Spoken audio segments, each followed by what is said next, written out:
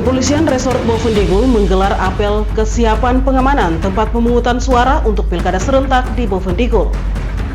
Badan Pusat Statistik Kabupaten Bovendigul kembali melaksanakan perekrutan mitra kerja PPS untuk pemetaan wilayah dan pendataan potensi desa tahun 2025.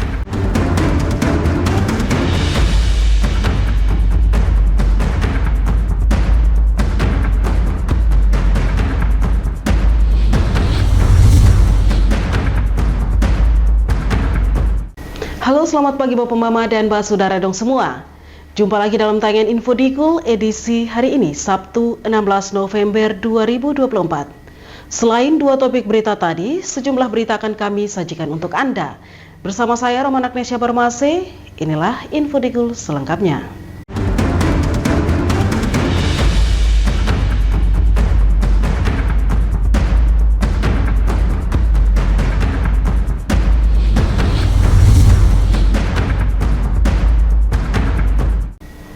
Bapak Mama dan Mbak Saudara dong semua, kita ke berita yang pertama.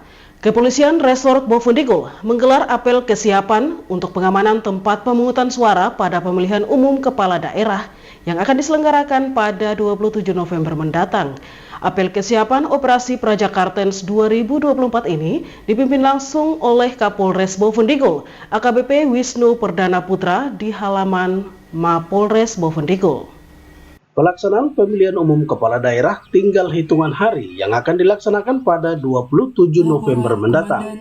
Saat ini pihak penyelenggara KPUD Bovendigul beserta badan ad hoc-nya mulai mempersiapkan berbagai kebutuhan pemilihan umum seperti surat suara, tinta, kotak suara, dan berbagai logistik lainnya. Pihak kepolisian sebagai mitra kerja melekat ikut mempersiapkan anggotanya jelang pesta demokrasi dengan menggelar apel kesiapan pengamanan TPS Pilkada Serentak Kabupaten Bovendigul yang bersandi Operasi Mantap Praja Kartens 2024. Kapolres Bovendigul AKBP Wisnu Perdana Putra saat ditemui usai apel kesiapan menjelaskan pihaknya memiliki strategi tersendiri dalam pengamanan pilkada, yaitu melalui pemetaan. Pemetaan ini untuk menentukan titik kerawanan dan antisipasinya dalam pengamanan. Selanjutnya membangun koordinasi dengan beberapa pihak terkait untuk distribusi logistik seperti KPUD, PPD, dan PPS. Rekan-rekan media sekalian, jadi kami dari Polres Boven pada hari ini melakukan apel kesiapan pengamanan TPS. Adapun beberapa strategi yang kami lakukan, ini kami lakukan pemetaan terhadap mana saja titik-titik kerawanan potensi. Nah, dari situ kami koordinasikan dengan berbagai pihak terkait, mulai dari penyelenggara distribusinya, pihak KPU, PPD maupun PPS. Adapun penyelenggaraan kali ini kita juga melibatkan BMKG karena tantangannya khususnya bukan hanya potensi keamanan, tapi masalah distribusi kotak suara dan surat suara juga. Oleh karena itu, kami lakukan pembagian ini, klasifikasi dari potensi kerawanan, terkait juga sehubungan dengan RENOPS dari UMPC, dari Polda Papua sendiri kami sampaikan, pembagian ini kami lakukan tidak hanya melihat dari potensi konfliknya juga, tetapi dari tingkat kerumitan untuk pendistribusian kotak suara. Kapolres juga menambahkan, untuk pengamanan pilkada, Polres Bovendigul akan mendapatkan bantuan 30 anggota personil BRIMOB dari Merauke sebagai bentuk antisipasi jika terjadinya konflik. Sementara terkait pergeseran pasukan ke tempat pemungutan suara akan disesuaikan dengan jadwal KPUD Bovendigul, yaitu pada tanggal 22 November mendatang bersamaan dengan pendistribusian logistik ke setiap distrik dan kampung. Kapolres Bovendigul kembali mengingatkan masyarakat agar tetap menjaga kedamaian jelang pelaksanaan pesta demokrasi. Para pasangan calon bupati dan wakil bupati juga diingatkan untuk senantiasa menghormati kebebasan demokrasi dan wajib menjunjung tinggi tidak hanya siap menang tetapi juga siap kalah. Tim Liputan Digul TV mengabarkan. Saudara, kita beralih ke berita lainnya. Komposisi organisasi kepemudaan di Bovendigul dinilai cukup mumpuni, sehingga perlu untuk terus diberikan pembekalan dan motivasi agar potensi ini diinvestasikan sebagai kekuatan untuk membangun daerah sebagai mitra pemerintah. Sebagai tugasnya mengawal pendampingan dan pengembangan sumber daya manusia pemuda Provinsi Papua Selatan, Dinas Kepemudaan Olahraga, Pariwisata dan Ekonomi Kreatif memanfaatkan dana otonomi khusus untuk meningkatkan kapasitas SDM orang asli Papua. Peningkatan kapasitas SDM ini meliputi pelatihan kepemimpinan yang dikhususkan untuk pemuda-pemudi orang asli Papua dari usia 16 sampai dengan 30 tahun. Kepala Bidang Kepemudaan Dinas Kepemudaan Olahraga dan Ekonomi Kreatif Provinsi Papua Selatan, Daniel Johannes Taraneno mengatakan pihaknya menilai komposisi organisasi kepemudaan di Bovendigul cukup mumpuni karena ada KNPI, organisasi kepemudaan, pemuda tingkat gereja maupun masjid, dan lain sebagainya, di mana hal ini menjadi sumber potensi yang kemudian bisa diinvestasikan sebagai kekuatan untuk membangun daerah sebagai mitra pemerintah. Latihan kepemimpinan ini kami dari bidang pemuda merasa bahwa komposisi organisasi kepemudaan di Bovendigul ini cukup mumpuni. Karena kenapa? Ada KNPI, ada OKP-OKP, ada pemuda-pemuda di tingkat gereja, di masjid, dan lain sebagainya. Ini menjadi sumber potensi yang kemudian bisa diinvestasikan sebagai kekuatan untuk membangun daerah sebagai mitra pemerintah. Dan salah satu kegiatan yang kami lakukan adalah latihan kepemimpinan. Kami yakin dan percaya bahwa pemuda ini mereka sudah berproses, tetapi sesuai dengan kurikulum pemimpinan itu, kemudian motivasi itu perlu kita tingkatkan supaya mereka juga seperti HP di charger, supaya mereka termotivasi melihat situasi situasional kami di daerah, di lingkungan saya, di komunitas saya itu seperti gini. Kita harus jadi seperti gini, dan itulah yang menjadi harapan kami untuk kegiatan latihan kepemimpinan yang akan berjalan selama 3 hari ini. Mereka mendapat pembekalan.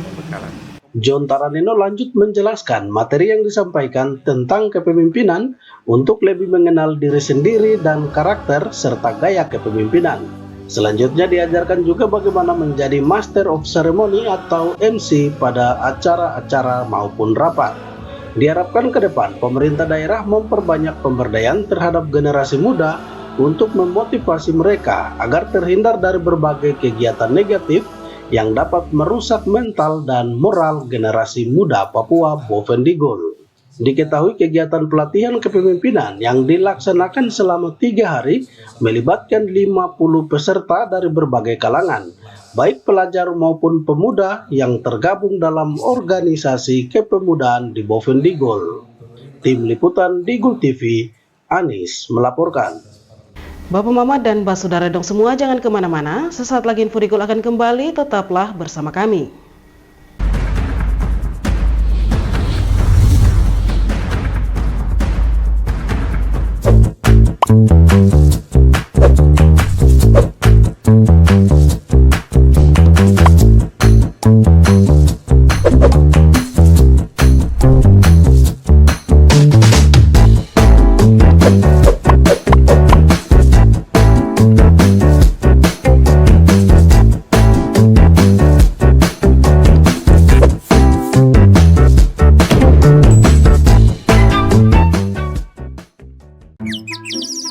Ini bapak, ini ibu. Dulu katanya hubungan mereka itu sulit. Kalau kangen, ribet. Harus tulis surat, ngabisin kertas. Mesti jadi sultan kalau mau telepon gebetan. Mau nanya kabar, harus pakai atraksi. Kalau sekarang, semua serba digital. Apa aja digital.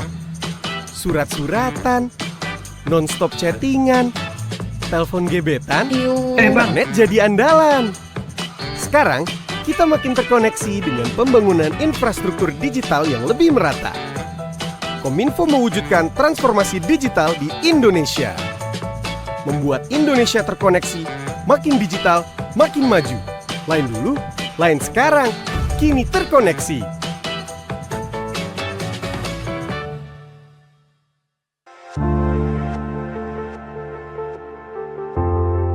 Dunia terasa asing.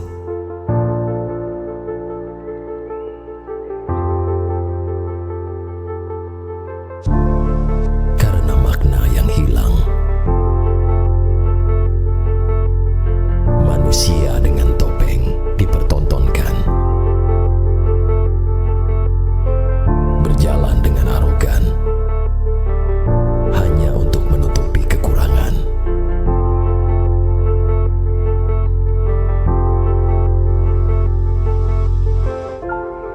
hilang sudah jati diri sebenarnya.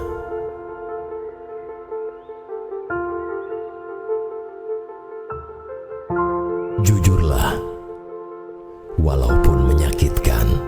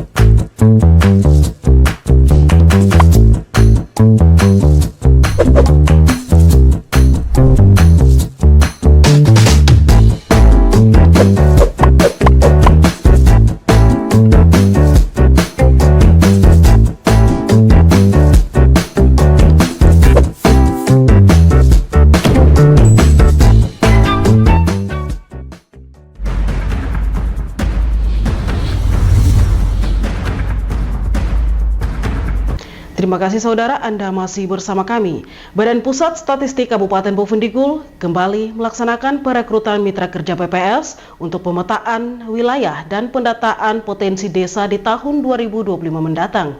Hal ini disampaikan Kepala BPS Bovendigul Novita Damayanti saat pelaksanaan sesi wawancara peserta di kantor BPS Bovendigul. Badan Pusat Statistik Kabupaten Bovendigul kembali membuka perekrutan untuk calon mitra BPS di tahun 2025. Perekrutan tersebut untuk melaksanakan dua kegiatan besar di tahun depan, yaitu pemetaan kondisi wilayah di 120 kampung yang akan digunakan pada sensus tahun 2026. Selain itu ada juga pendataan potensi desa atau PODES yang merupakan sensus kewilayahan. Kepala Badan Pusat Statistik Novita Damayanti menyebut setiap tahun BPS mengupdate nama-nama calon mitra kerja yang akan dijadikan sebagai petugas, baik pencacah maupun pemeriksa lapangan untuk semua kegiatan sensus dan survei. BPS membutuhkan setidaknya 150 orang untuk calon mitra BPS di tahun 2025 dan akan meningkat di tahun 2026 yang disesuaikan dengan jumlah kampung yang ada di Kabupaten Bovendigul, di mana untuk satu kampung terdiri dari 2 orang petugas, sehingga dibutuhkan sekitar 240 mitra BPS di tahun 2026. Kita tahun depan itu akan mengadakan dua kegiatan besar, yaitu pertama pemetaan wilayah untuk persiapan sensus ekonomi di tahun 2026. Ya, itu kegiatan yang cukup besar menurut saya, karena kita harus melihat memetakan wilayah yang up to date kondisi tahun 2025 untuk digunakan di tahun 2026. Lalu yang selanjutnya adalah kegiatan yang namanya potensi desa. Pendataan potensi desa tahun 2025 itu merupakan sensus kewilayahan di mana kita akan menugaskan seluruh petugas-petugas kami baik PCL maupun PMR ke seluruh desa, seluruh kampung, seluruh distrik yang ada di Kabupaten Bovendigul. Jadi kami butuh banyak sekali teman-teman mitra yang akan kita katakanlah kita hire, kita pekerjakan untuk menjadi petugas di lapangan nanti. Seperti itu. Novita berharap dari 150 calon mitra BPS yang akan diterima, minimal 90 orang adalah masyarakat asli Papua. Apabila belum ada yang terdaftar, Kepala BPS berpesan agar tidak berkecil hati karena akan ada perekrutan baru untuk pelaksanaan survei potensi desa pada tahun 2026 mendatang. Tim Liputan Digul TV, Anis melaporkan. Pemerintah Kabupaten Bovendigul melalui Dinas Komunikasi dan Informatika melaksanakan lomba debat antar pelajar tingkat SMA, SMK, dan SMP. Para siswa-siswi diminta menggunakan bahasa Indonesia yang baku dan tetap berani dalam mempertahankan argumennya yang dianggap benar. Kepala Bidang Layanan Komunikasi Publik, Dinas Komunikasi dan Informatika Bovendigul, Isa Derlina mengatakan, kegiatan debat ini dilaksanakan khusus bagi pelajar orang asli Papua untuk melatih berbicara di depan umum. Debat merupakan salah satu cara terbaik untuk melatih kemampuan berbicara kepada para siswa, terutama generasi muda orang asli Papua. Kabid Layanan menjelaskan kegiatan ini dilaksanakan menggunakan dana otonomi khusus sehingga diperuntukkan untuk orang asli Papua sebagai penerima manfaatnya. Sebelum saya menyampaikan laporan tim kerja, marilah kita mengucap syukur atas kasih dan penyertaan Tuhan sehingga kita dapat berkumpul bersama dalam pembukaan dan pelaksanaan lomba debat antar siswa-siswi tingkat SMP dan antar siswa-siswi tingkat SMA SMK Setanah Merah Kabupaten Bovendigul tahun 2024. Hadirin yang saya hormati, sehubungan dengan pelaksanaan amanat Undang-Undang Nomor 14 Tahun 2008 tentang keterbukaan informasi publik dan Undang-Undang Nomor 2 Tahun 2021 perubahan kedua atas Undang-Undang Nomor 21 Tahun 2001 tentang otonomi khusus bagi Provinsi Papua, maka kegiatan yang pendanaannya bersumber dari dana otonomi khusus (OTSUS) perlu diinformasikan dan dipublikasikan pelaksanaannya, sehingga penerima manfaat dana OTSUS, khususnya masyarakat orang asli Papua (OAP) di Kabupaten Bovendigul mendapat informasi mengenai pengelolaan dan penggunaan dana otonomi khusus tersebut.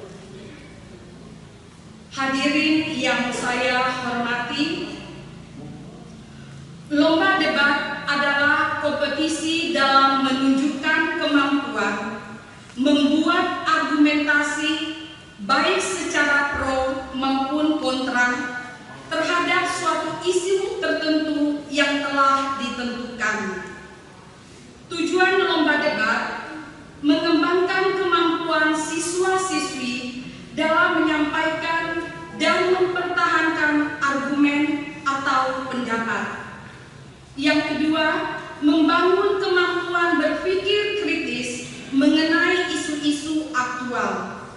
Yang ketiga, mengembangkan kemampuan berkomunikasi di hadapan publik. Yang keempat, menumbuhkan kesadaran akan pentingnya toleransi dan menghormati perbedaan opini.